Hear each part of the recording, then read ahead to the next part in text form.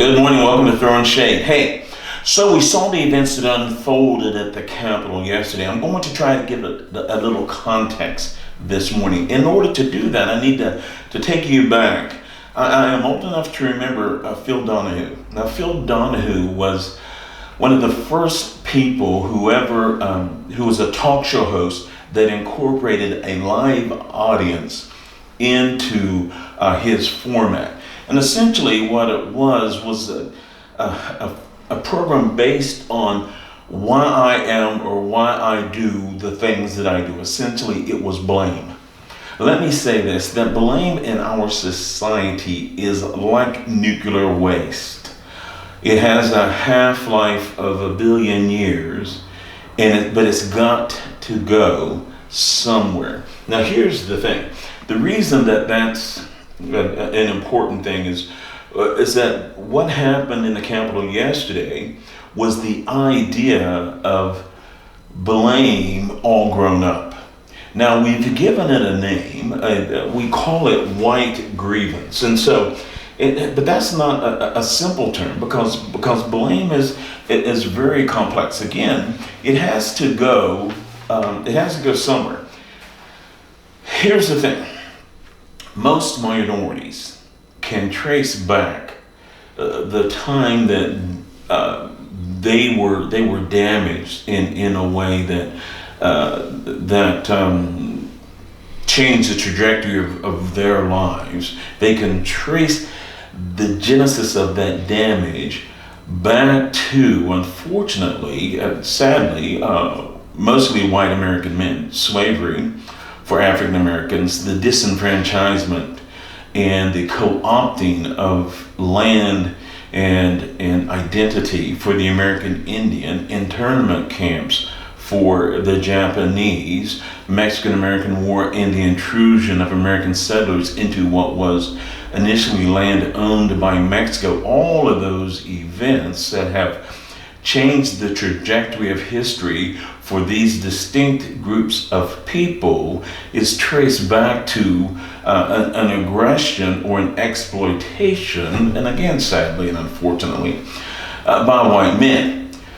So understand, blame has to go somewhere. It is there and it has to go somewhere.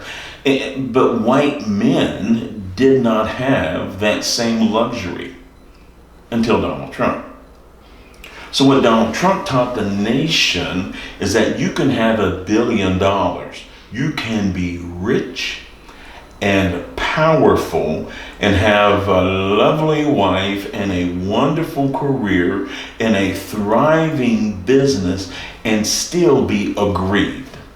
So if I can have money that only other people can imagine, a wife who does or does not love me, but is at least beautiful, and all access to credit and all the things of the American dream, and still be a victim, then that allows people of lesser means, of a less social standing, to also advocate in that same vein that where I stand right now, even though I am in the majority, and even though the laws of society and the norms of society are crafted after my ideas, history is written in that way. Banks and commerce favors people who are in the majority. It is just the nature of how the country works. But if I can have all of that, I can still be aggrieved. So what we saw yesterday was essentially, for want of a better word, a civil rights march for white Americans who feel like they had a grievance. Now understand that it was based on a specious accusation that somehow their right to vote had been usurped by the votes of women and suburban moms and black and brown people. Somehow that even though they are still the majority of people in the country, they did not have enough to control the direction of the country based on who they were.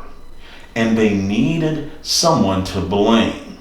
And so what we saw yesterday was essentially that, was the manifestation of grievance politics, white grievance politics, at its most.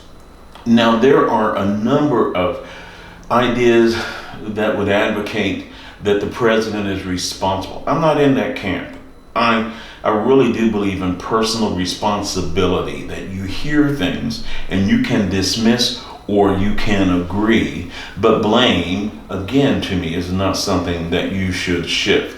And so, as the president is leaving office, I'd be the first to advocate that we just leave him alone. If we allow him to move on with his life and to do the things that he had intended to do, I think that would be our best solution. However, to each and every person who found themselves scaling a wall or breaking a window or beating an innocent security guard or police officer, those people should be held and prosecuted to the full extent of the law. Because while you can have blame, the opposite side of that coin is personal responsibility. But what do I know? I'm just throwing shade. Thanks for spending some time with me. We'll talk again next week.